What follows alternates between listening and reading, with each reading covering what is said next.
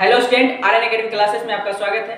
आज हम लोग परसेंटेज का बहुत ही इंपॉर्टेंट क्वेश्चन देखने वाले हैं। इस वीडियो को आप अंत तक देखें ताकि आपको यह क्वेश्चन बहुत बढ़िया से समझ में आ जाए।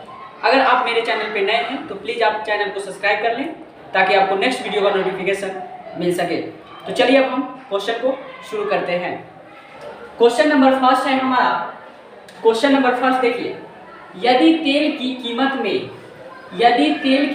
में 30% की वृद्धि होती है, यदि तेल की कीमत में 30% की वृद्धि होती है तो एक परिवार को तेल के उपयोग में कितने प्रतिशत की कमी करनी चाहिए जिससे कि खर्च वही रहे।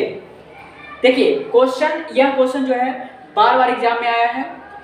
आरआरबी और एनटीपीसी और अदर एग्जाम में भी यह क्वेश्चन बार बार पूछा गया है। बस यहाँ पे क्या किया जाता है कि डिजिट को आपको चेंज कर दिया जाता है, कभी 30 और कभी 20% दे दिया जाता है।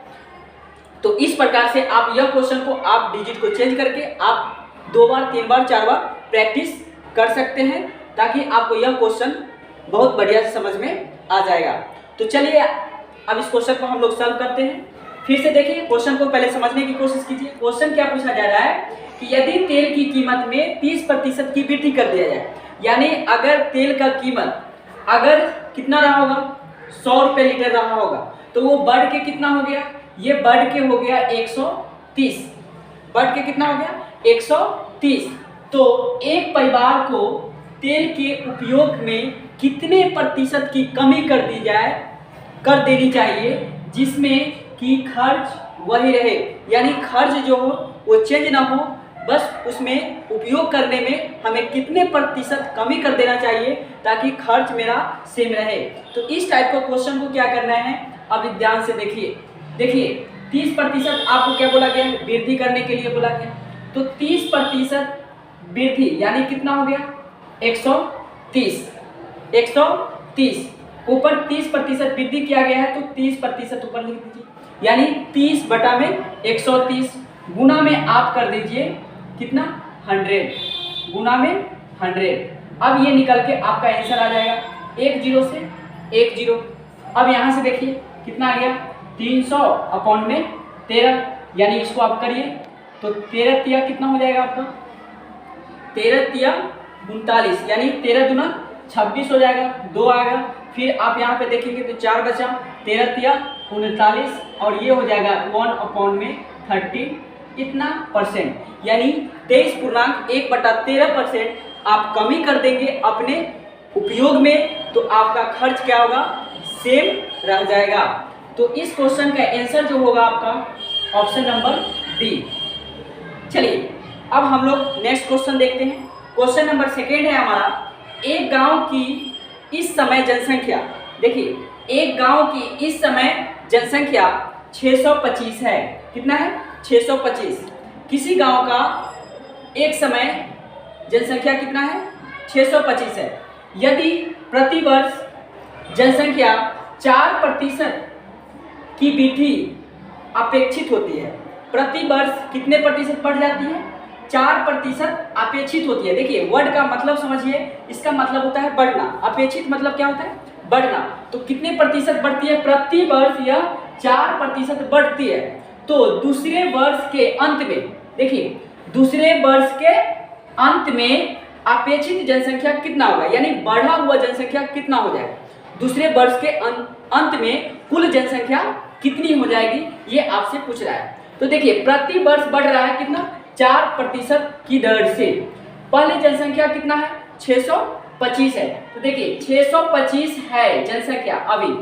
अब यहाँ से ये प्रति वर्ष बढ़ रही है कितना 4%, यानी आपको 4 प्लस कर देना होगा 100 में, यानी 104 अपॉन में हो जाएगा 100।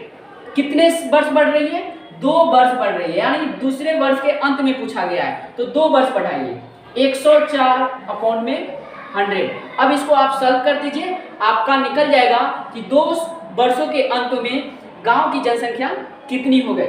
अब यहाँ से देखिए काटिए इसको, 25 4 जा हो जाएगा 100 और 25 में 25 से करेंगे तो आपका आ जाएगा 25। अब इससे इसको काट दीजिए तो कितना आ जाएगा 4 आएगा। अब यहाँ पे देखिए 4 से इसको काट दीजिए तो कितना होगा ये 26 और ये भी हो जाएगा आपका 26, यानी कुल मिला के आपका आंसर जो आ गया 26 अपॉन में 26 गुना। अब यहाँ देखिए अगर इसको हम मल्टीप्लाई कर देते हैं तो ये आ जाता है हमारा 676। तो 676 क्या हो गया हमारा ऑप्शन, यानी ऑप्शन नंबर सी हमारा आंसर है। ऑप्शन नंबर सी, यानी गांव की जनसंख्या जो होगी वह 2 वर्ष के अंत में कितना हो जाएगी 676। हो सकता है आपसे ये क्वेश्चन पूछा जाए कि गांव की जनसंख्या 2 वर्षों में कितनी वृद्धि हो गई, यानी गांव की जनसंख्या 2 वर्षों में कितनी बढ़ गई। तो आपको क्या करना होगा कि 676 बढ़ गई है, पहले कितनी थी 625, तो 676 में से 625 आप माइनस कर देंगे तो आपका आंसर ये निकल के आ जाएगा जितनी जनसंख्या बढ़ी 2 वर्षों में। तो क्वेश्चन कई बार आपको बढ़ी हुई जनसंख्या पूछ लेगा या क्वेश्चन आपको ये पूछेगा कि 2 वर्षों के अंत में जनसंख्या कितनी है। तो यहाँ पे आप क्या करेंगे, डिजिट को चेंज करके आप इस टाइप के क्वेश्चन को खुद आप सॉल्व कर सकते हैं। चलिए अब हम लोग क्वेश्चन नंबर 2 देखते हैं। क्वेश्चन नंबर हमारा 3 है, एक परीक्षा में 40% छात्र अनुत्तीर्ण हुए। देखिए एक परीक्षा में 40% छात्र क्या हुए, फेल हुए। यदि अनुत्तीर्ण छात्रों की संख्या 240 है, देखिए 40% छात्र फेल हुए हैं जिसकी संख्या कितना है 240, जिसकी संख्या कितना है 240। तो परीक्षा में भाग लेने वाले छात्रों की कुल संख्या कितनी थी। तो यहाँ से ध्यान से देखिए कि 240 है, 240 हमारा क्या है अनुत्तीर्ण छात्रों की संख्या कितना है 40%। तो यदि अनुत्तीर्ण छात्रों की संख्या कितना है 240, तो परीक्षा में भाग लेने वाले छात्रों की संख्या कितनी होगी, आपको कुल छात्रों की संख्या बतानी है।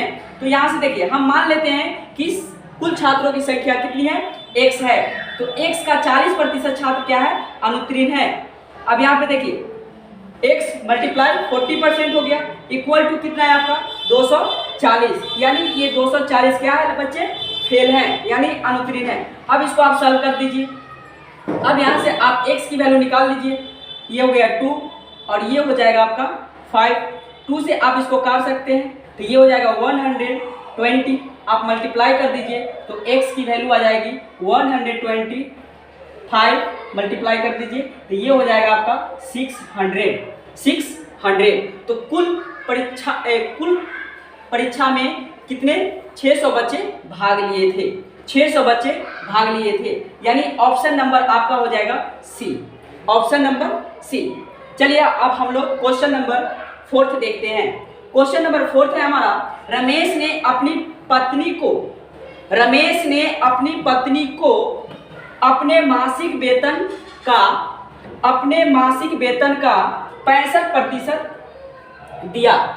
अपने मासिक वेतन का कितना दिया 65% दिया। यदि उसकी पत्नी ने 650 रुपये प्राप्त किया, यानी तो रमेश का वेतन कितना होगा। अब यहाँ कहानी थोड़ा ध्यान से समझिए। रमेश ने अपनी पत्नी को दिया अपने कुल वेतन का 65%, यानी वो दे दिया 650 रुपये। तो आपसे पूछा गया कि रमेश का कुल वेतन कितना है। तो आप ध्यान से, जैसे हमने ये क्वेश्चन बनाया उसी प्रकार इसको बनाते हैं। रमेश का कुल वेतन कितना हो जाएगा x, पत्नी को कितना दिया 65%, यानी 65 अपॉन में 100, 65 अपॉन में 100 दिया कितना पैसा 650। अब यहाँ ध्यान से देखिए, अब इसको काट लीजिए, 65 से काटेंगे तो ये 65 हो जाएगा, यानी 10 आ जाएगा, मल्टीप्लाई कर दीजिए तो x की वैल्यू निकल के आ जाएगी 1000। 10 गुना में 100 यानी 1000 रुपये किसकी मासिक वेतन थी, रमेश की मासिक वेतन कितनी थी 1000। तो आपका ऑप्शन नंबर बी होगा, ऑप्शन नंबर बी। चलिए ये क्वेश्चन आपको समझ में आ गया और नेक्स्ट वीडियो में परसेंटेज का ही मैं और क्वेश्चन लाऊंगा जिसको आप आसानी से देखेंगे और सॉल्व करेंगे। चलिए इस वीडियो को देखने के लिए धन्यवाद, थैंक यू।